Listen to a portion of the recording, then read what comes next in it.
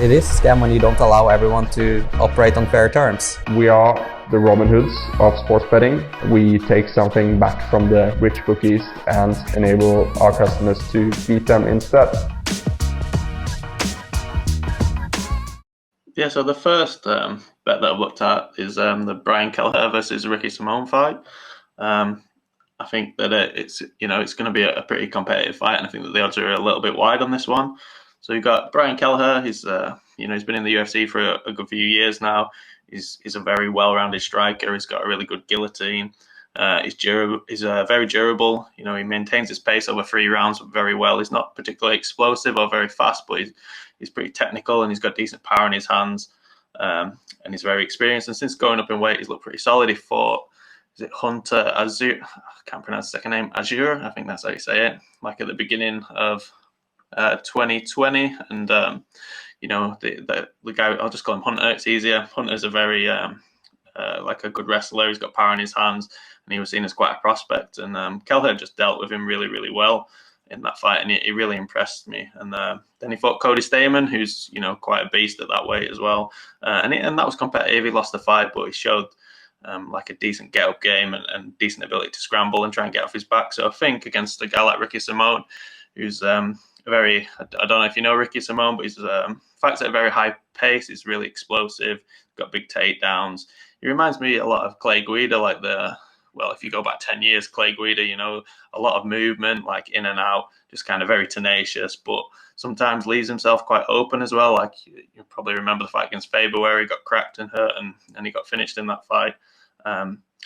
So yeah, I think this is going to be a really good fight, but I think the odds are too wide, like I said, and I'm pretty happy to take Brian Kelleher at anything above 3s in this fight. Yeah, so I'll bring up the odds now so everyone can see.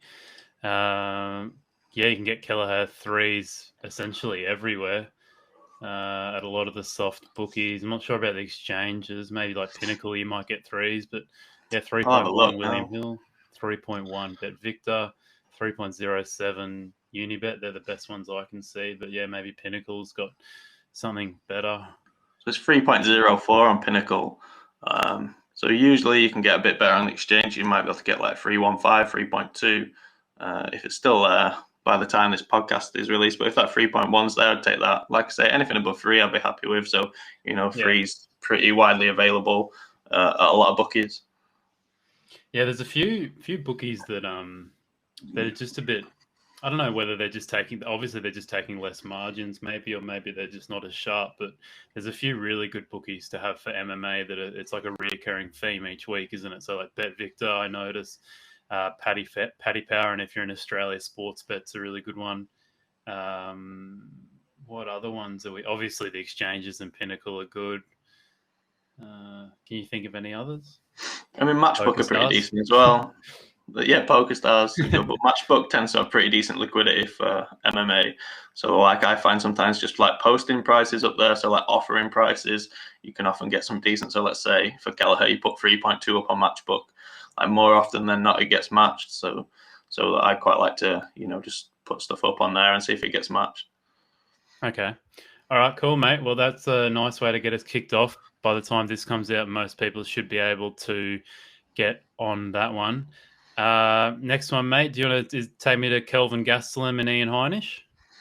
Yeah, so I think this is a really interesting fight as well. Like, obviously, we know how good Kelvin Gastelum is, but since they had a signing fight, it seems like he's, just kind of seems a little bit flat. Like in the Darren Till fight, he wasn't really getting off that much until was, kind of bullying him a little bit in the clinch and out-muscling him. And then obviously we saw against Jack Hermansson, he got quickly submitted. So, he's on a bit of a skid, Kelvin Gastelum. And for me, he's kind of got a question where he is mentally. Like you would have thought in the last fight, he would really need a win. But now if he loses this fight, I imagine Gastelum's on a pretty decent wage. So he could, this could be, I don't know how many fights he's got left on his contract, but there's probably not too many.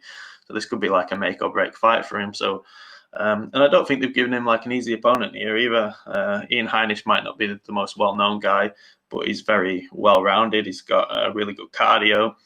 His striking seems to improve fight to fight. And like in his last fight, he stopped Gerald Meerschaert, and he'd been out in Thailand training with Tiger Muay Thai. And you could see his kicking game looked a lot better. And physically he's very big and very strong. Like he's probably one of the best scramblers I've seen in that division. Like his ability to kind of get out of bad situations is really good. Like I said, physically he's very strong. So I think if he wants to implement like a grappling heavy game, which I saw like an interview with him recently where he said that's what he's going to try and do. You know, he's going to try and mix everything up. He's got a decent chin. He's been hit quite like by guys with big power, like Derek Brunson cracked him a few times. So you know his chin held up there. So I think it could be really interesting, this fight. And when I've looked at it, I'm not really looking at the money line too much. Although, kind of, if I was to back either of those, I'd kind of rather want to be on Ian Heinisch at this point. But what stood out to me was backing Heinisch by decision at 5.0. I thought that was quite a good bet. Okay, yeah, just looking at the odds now. You can get, oh well, odds check is pretty bloody useless, but it's coming up with. Oh, there we go. Now I can see now. Sorry, yeah. So fives basically everywhere.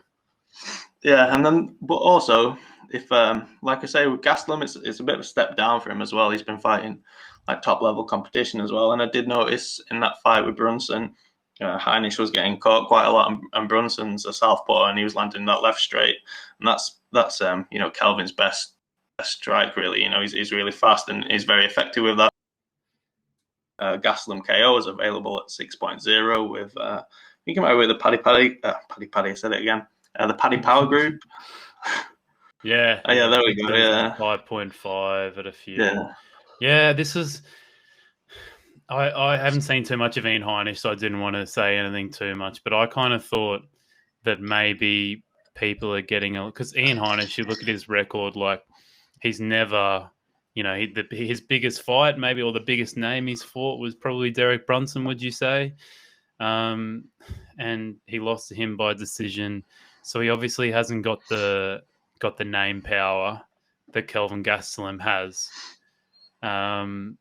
And just looking at Kelvin Gastelum's losses, I know he's on a huge skid at the moment, but he challenged Israel Adesanya, the best anyone has ever challenged him, nearly won. Like it wasn't that close, but it was a very, very competitive fight. Darren Till lost by split decision, so didn't lose by too much there. And the Hermansson one's like, it's a heel. It's like just a freak. I don't know, if you really look into it, you really want to favor Gastelum and look at his last three fights and think like, yeah, you know, he's been a bit unlucky. You can, I think, come up with that argument because the Hermansson one, you can just say that was kind of a freak moment. Darren Till very close, and the same with Israel Adesanya. I mean, if you go close with Israel Adesanya, like, you're pretty legitimate. So considering you're having a look at the Kelvin Gastelum by TKO, I think that, and you know, sixes, like, you know, you remember that the knockout of Bisping, and you know, he's knocked out a few guys over his time, like Tim Kennedy. It could, you know, sixes is a pretty high price for someone like him. Yeah, that's what I mean with the drop down. Like, I think if Heinisch wins, it's just because he fights very well, and perhaps Gastelum looks a bit flat again. And like I say, Heinisch is very strong. He's very good at scrambling. If he can implement, you know, his grappling game and maybe tire him out, and you know, use his kicking game from the outside, I could see him taking like a similar split decision to the way that Till got it. But then if Gastelum's on and he's looking good in his shot with his hands, then like I was saying in the Brunson fight, Heinisch was getting caught with that left hand quite a lot. And we know how fast and how good Gastelum's hands are. So I kind of like just dutching those two props, you know, the decision by Heinisch and the Gastelum KO prop. And I think, you know, that's just a pretty solid way, really, of betting on that fight. Yeah, and then I guess, would you say like the only worry would be then if Gastelum decisioned him?